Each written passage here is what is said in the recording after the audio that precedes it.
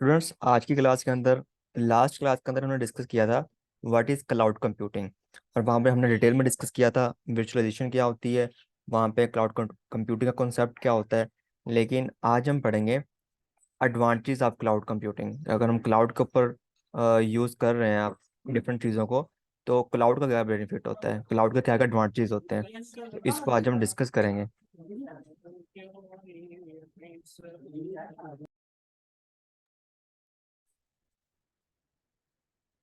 ठीक है, तो हम यहाँ से स्टार्ट करते हैं।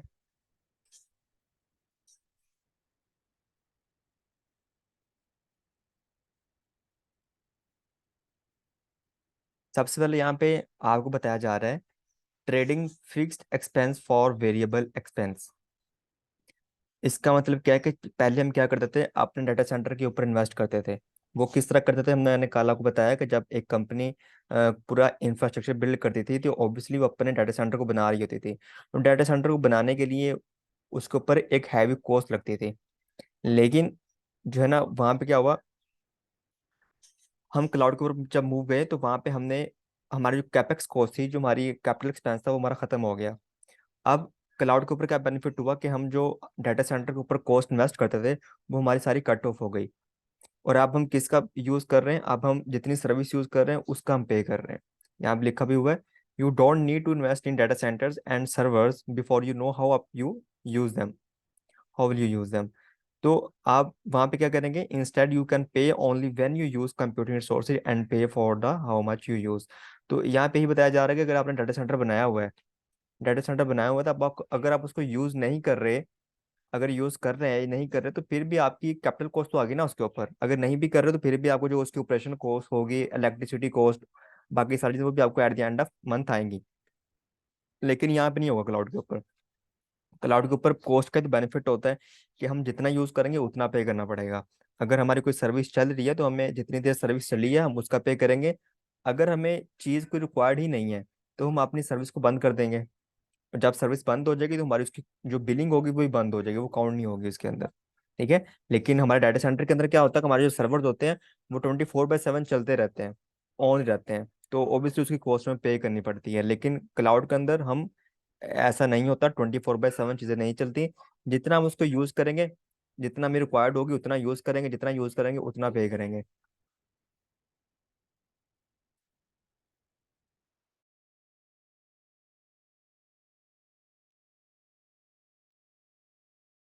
तो यहाँ पे हमारा जो फिक्स्ड एक्सपेंस होता था ना, जो फिक्स्ड कॉस्ट होती है डाटा सेंटर के ऊपर लगती थी। फिक्स्ड का मतलब क्या है, a company use to acquire, upgrade and maintain physical assets. जो हम फिजिकल चीजें बाय करते थे, परचेज करते थे, वो हमारे यहाँ पे खत्म हो गई क्लाउड के ऊपर आके। फिर सेकंड बेनिफिट हमारे हमारे पास ये होता है क्लाउड के ऊपर आने का, कि वहाँ पे हमें एक चीज मिलती है, मैसिव इकोनॉमीज ऑफ स्केल। इसका मतलब क्या होता है, because of aggregate usage from all customers AWS can achieve higher economies of scale and pass savings to a customer. होता ही है कि AWS जैसे जैसे ग्रो करता है, ग्रो करने का मतलब ये है कि जैसे AWS के कस्टमर बढ़ते हैं, इंक्रीज होते हैं, तो ऑब्वियसली कस्टमर जब इंक्रीज हो रहे हैं तो उनके सर्विसेज भी ज्यादा यूज हो रही है AWS की, तो उनको प्रॉफिट भी ज्यादा होगा AWS को, क्योंकि वो ज्यादा प्रॉफिट ज्यादा सेल कर रहे हैं चीजों को, अपनी सर्विसेज को। तो जितना प्रॉफिट उनको ज्यादा होता है तो AWS वाले अपने उस प्रॉफिट में से कुछ पोर्शन अपने जो एंड यूजर्स होते हैं, अपने जो कस्टमर्स होते हैं, उनको पास आउट कर देते हैं। वो किस तरह, कि उनकी जो एंड यूजर कोई सर्विस यूज कर रहे हैं, कोई बाय कर रहे हैं, तो उनकी जो कॉस्ट होती है at the end of month, उनका जो बिल होता है, वहां पे उनको डिफरेंट डिस्काउंट मिलते हैं, सेविंग्स उनको मिलती हैं वहां पे। तो ये हमारे पास कॉन्सेप्ट होता है मैसिव इकोनॉमीज ऑफ स्केल। तो जैसे AWS ग्रो करेगा, जो उनके एंड यूजर्स होंगे उनको भी फायदा होगा, उनकी जो सर्विस कॉस्ट होगी वो कम हो जाएगी, उनको डिस्काउंट मिलेंगे, डिफरेंट वहां पे फिर चीजें होती हैं वो उनको मिलती हैं। तो ये हमारे पास होता है सेकंड बेनिफिट इसका। फिर हमारे पास क्या होता है, रिड्यूस्ड गैसिंग अबाउट कैपेसिटी। इसका मतलब क्या होता है, हाँ, इसका मतलब ये होता है कि कल हमने बात की थी, जब हम अपना डाटा सेंटर बनाते हैं, कोई कंपनी अपना डाटा सेंटर बनाती है, तो ऑब्वियसली उसको फिर खुद से सारे सर्वर मैनेज करने पड़ते हैं। ठीक है। मैनेज करने पड़ेंगे, मैनेज करने का मतलब ये होगा कि उनके तमाम कॉन्फ़िगरेशन, अपडेट, अपग्रेडेशन सारा उनको खुद करना पड़ेगा। जिस तरह ये एक होस्ट होता है, ठीक है, ये एक फिजिकल होस्ट है। इस होस्ट के ऊपर अगर कोई हाइपरवाइजर लेयर लगी हुई है, ठीक है। और इसके ऊपर हमारी क्या डिफरेंट वर्चुअल मशीन चल रही हैं।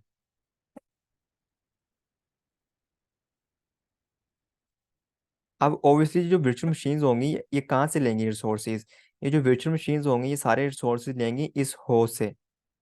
इस होस्ट से सारे रिसोर्सेज, इनको कोई रैम चाहिए, सीपीयू चाहिए, इनको इनको स्टोरेज चाहिए, वो कहाँ से लेंगी, इस होस्ट से लेंगी। तो जितने भी सर्वर हमारे यहाँ पे होस्ट लगे हुए हैं, फिजिकल सर्वर लगे होंगे, एक्चुअली हम उसके साथ सारी स्टोरेज ड्राइव्स अटैच करते हैं। जितनी भी उसको रैम देनी है, जितनी भी हमने स्टोरेज देनी है, वो किसको अटैच करनी है, इस फिजिकल होस्ट को अटैच करनी है। और फिर यहाँ से जो हमारी वर्चुअल मशीन होती है वो अपने रिसोर्सेज को कंज्यूम कर रही होती हैं, ले रही होती हैं। लेकिन ऑब्वियसली अगर ये फर्ज कर लें हमारा ऑन प्रेमिसेस में है, कोई कंपनी ने अपना बनाया हुआ डाटा सेंटर, तो उसको एक सारा खुद मैनेज करना पड़ेगा। ठीक है, अगर यहाँ पे फर्ज कर लें इसको उन्होंने जो है ना वो 60 टेराबाइट जो है ना वो दी हुई है, कोई स्टोरेज दी हुई है। ठीक है, 60 टेराबाइट इसको स्टोरेज दी हुई है इस होस्ट को। तो यहाँ पे 20 इसको एलोकेट कर देंगे, 20 इसको एलोकेट कर देंगे, 20 इसको एलोकेट कर देंगे। ठीक है। तो अगर लेकिन फर्ज कर लें यहाँ पे कोई और हमने वर्चुअल मशीन बनानी है तो इसको फिर से हमें अटैच करनी पड़ेगी अलग से स्टोरेज। इसी तरह अगर इस वर्चुअल मशीन को ज़्यादा स्टोरेज चाहिए तो वो भी फिर इसके लिए हमें क्या करना पड़ेगा, यहाँ पे फिर अलग से अटैच करनी पड़ेगी उसके साथ।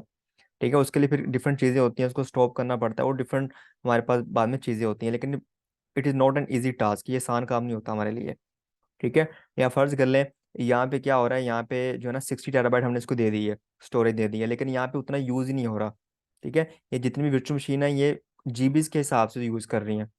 तो यहाँ पे हमारे रिसोर्सेज वेस्ट हो रहे हैं। तो यहाँ पे कॉन्सेप्ट आता है underutilisation and overutilisation of resources. ठीक है, तो हमें ये जो है ना एक तरह की हमें एक हेडिक होती है कि हमने कब अपने रिसोर्सेज को इंक्रीज करना है, कब डिक्रीज करना है।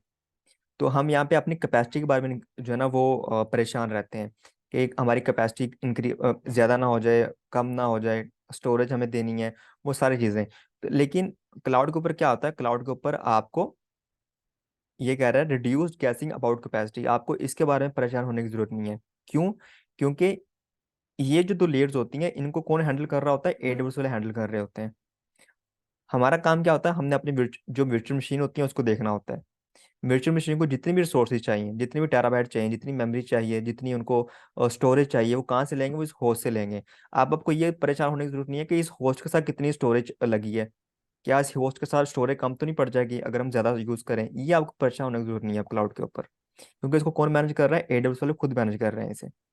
ठीक है, तो ये होता है रिड्यूस्ड गैसिंग अबाउट कैपेसिटी। तो यहाँ पे overutilisation, underutilisation concept यहाँ पे खत्म हो जाता है हमारे पास। तो यहाँ पे क्या चीज़ आती है, स्केलिंग ऑन डिमांड आता है कि आपको जितना चाहिए आप उतना ही यूज़ करेंगे। ठीक है, अगर आपको 1 टेराबाइट चाहिए, आपको 60 आपने 1 टेराबाइट को वर्चुअल मशीन बना ली, लेकिन आपको लगता है कि मुझे जो है ना इसको स्केल अप करना है, तो आप इजीली स्केल अप कर सकते हो उसको, आप उसको स्केल डाउन कर सकते हो। तो वो सारी चीज़ें आप इजीली क्लाउड के ऊपर कर सकते हो।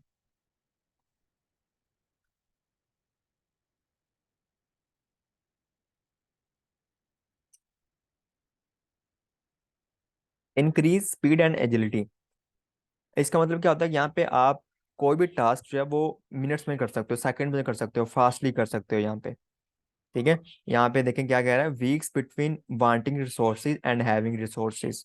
अगर आपको कोई चीज चाहिए, ठीक है, अब फर्ज कर लें आपको यहाँ पे कोई अलग से एक और सर्वर लगाना है, या आपने सर्वर के साथ कोई स्टोरेज अटैच करनी है, आपके पास नहीं है तो आपको बाई करनी पड़ेगी। तो आपने उसको पहले लेके आना है, फिर उसको जो है ना डिफरेंट कंपनी से अगर बाय कर रहे हो तो वो हो सकता है 1-2 दिन लग जाए उसको आपकी कंपनी में आते वक्त। ठीक है, फिर आप उसको इंस्टॉल करोगे, सारी चीज़ें करोगे, तो वहाँ पे काफ़ी टाइम लग जाएगा उसके ऊपर। लेकिन अगर क्लाउड के ऊपर आपको ये काम करना है तो आप विद इन मिनट्स कर सकते हो। वहां पे सिर्फ आपने एक क्लिक करना है और आपको जो रिसोर्सेज चाहिए होगा वो आपके पास आ जाएगा, आप उसको यूज कर सकेंगे। तो इसलिए यहाँ पे लिखा हुआ है कि आप यहाँ पे किसी भी काम को स्पीड में कर सकते हो। Minutes between wanting resources and having resources, आपको कोई भी रिसोर्स वांटेड है आप इजीली उसको कर सकते हो। सिर्फ आपने एक क्लिक करना है किसी भी रिसोर्स के ऊपर, वो आप उसको यूज कर पाएंगे इजीली। तो यहाँ पे हमें जो है ना वो वेट नहीं करना पड़ता।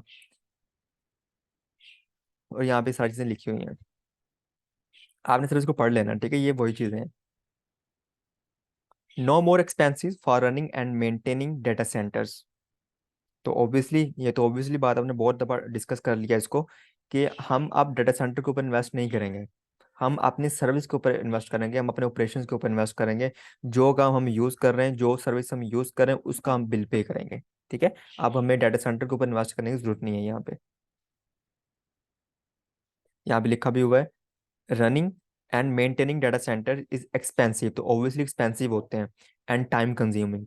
Focus on projects that differentiate your business instead of focusing on the infrastructure.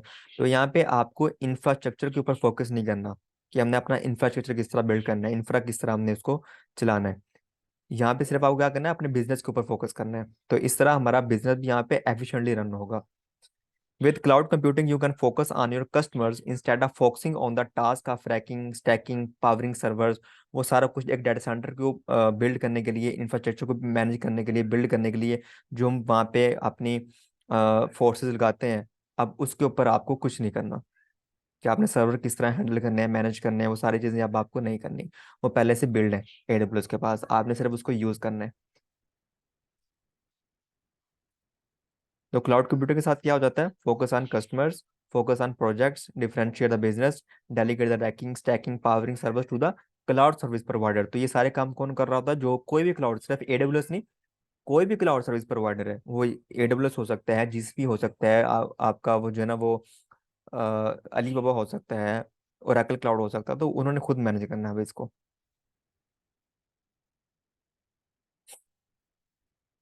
फिर हमारे पास एक कॉन्सेप्ट आता है गोइंग ग्लोबल इन मिनट्स, कि आप विद इन मिनट्स भी किसी भी कंट्री में घूम सकते हो। ठीक है, फिजिकली नहीं लेकिन लॉजिकली। मैं आपको बताता हूँ, जिस तरह मेरे पास ये ओपन ही है मेरा अकाउंट। ठीक है, ये मेरे पास जो है ना, यहाँ पे देखें, फर्ज कर लें ये मेरी एक वर्चुअल मशीन चल रही है, मैं इसके ऊपर भी काम कर रहा था, ये मैंने आपके लिए नहीं बनाई, मैं इसके ऊपर पहले से काम कर रहा था। फर्ज कर लें मेरी एक वर्चुअल मशीन चल रही है वाली, मेरा एक सर्वर चल रहा है, ठीक है, जिसके ऊपर मेरी एप्लीकेशन चल रही है, और उस एप्लीकेशन को डिफरेंट लोग यूज़ कर रहे हैं। अब ये एप्लीकेशन मेरी चल रही है, यहाँ पे देखें, यहाँ पे क्लिक करेंगे ना, आपको डिफरेंट रीजन नजर आ जाएंगे। ये एप्लीकेशन मेरी चल रही है नॉर्थ वर्जीनिया के अंदर, क्योंकि मेरा जो सर्वर चल रहा है ये कहाँ पे चल रहा है, नॉर्थ वर्जीनिया के अंदर चल रहा है। ठीक है। ये जो मेरी वर्चुअल मशीन है ये कहाँ पे चल रही है एक्चुअली, ये उस डाटा सेंटर के अंदर चल रही है जो डाटा सेंटर नॉर्थ वर्जीनिया के अंदर है। तो किसी भी, वो हम बात करेंगे कि किसी भी रीजन को जब हम सेलेक्ट करते हैं तो कौन कौन से फैक्टर्स होते हैं जिनको हमने कंसिडर करना होता है। आप फर्ज कर लें, हो सकता है आपके जो यूजर्स हैं वो मोस्टली USA से बिलोंग करते हों, ठीक है, आपकी एप्लीकेशन के, तो इसलिए आपने वहाँ पे सर्वर बना के वहाँ पे अपनी एप्लीकेशन होस्ट कर दी। लेकिन अब होगा क्या, कि फर्ज कर लें अब आपको इसको जो है ना वो डुप्लीकेट रेप्लिकेट करना है अपनी चीज़ों को। फार हाई, उसके भी डिफरेंट फैक्टर्स होते हैं, हाई अवेलेबिलिटी होती है, फेल ओवर का कॉन्सेप्ट होता है। तो फर्ज कर लें अब आपके कस्टमर जो है ना वो दूसरे रीजन से भी बिलोंग करते हैं, वो भी आपकी जो है ना वो सर्विस को एक्सेस करते हैं। अब आपकी ट्रैफिक आती है आपकी एप्लीकेशन के ऊपर UK से आती है, ठीक है, या आपकी जो ट्रैफिक एशिया से आती है। तो आप चाहते हैं कि वहाँ पे डिफरेंट लेटेंसी इश्यूज आ रहे हैं, तो मुझे उसको कम करने के लिए क्या करना पड़ेगा, मुझे एक एशिया के अंदर सर्वर बनाना है। ठीक है, एशिया में किसी भी रीजन के अंदर। तो यहाँ पे आप जो है ना वो डिफरेंट, दुबई भी आपके पास यहाँ पे आ जाएगा, ठीक है, आपके पास बहरीन भी आपको यहाँ पे नजर आ जाएगा, इंडिया भी आ जाएगा, तो आप डिफरेंट वहाँ पे बना सकते हो रीजन यूज करते हुए। तो यहाँ पे सिर्फ क्या कहने का मतलब है कि इसका मतलब होता है गो ग्लोबल इन मिनट्स, कि आपने जिस रीजन के अंदर भी जाना है, कहीं भी आपने जाके अपनी सर्विस को यूज करना है, आप सिंपल यहाँ पे क्लिक करेंगे, जैसे मैं यहाँ पे ओहायो पे क्लिक करता हूँ, तो मैं ओहायो रीजन के अंदर चला जाऊंगा। ठीक है। अब मैं यहाँ पे जो भी काम करूंगा, कोई भी सर्विस यूज करूंगा, वो सर्विस कहाँ पे चल रही होगी, ओहायो रीजन का जो डाटा सेंटर है AWS का, वहाँ पे चल रही होगी, क्योंकि मैंने यहाँ से रीजन चेंज कर लिया अपना, अपने अकाउंट से बैठ के। ठीक है, ये देखिए अब मैं यहाँ पे मेरा कोई सर्वर नहीं चल रहा, क्योंकि मेरा रीजन ही चेंज हो गया। इस रीजन के अंदर, ओहायो के अंदर मेरा कोई सर्वर नहीं चल रहा। लेकिन अगर मैं दोबारा यहाँ से चेंज करके नॉर्थ वर्जीनिया के अंदर जाऊंगा, तो वहाँ पे वो सारी सर्विस चल रही होंगी जो मैं यूज़ कर रहा हूँ। तो इस तरह आप जो है ना डिफरेंट फैक्टर्स को कंसिडर करते हुए अपने रीजन को विद इन मिनट्स चेंज कर सकते हो यहाँ पे। ठीक है भाइयों।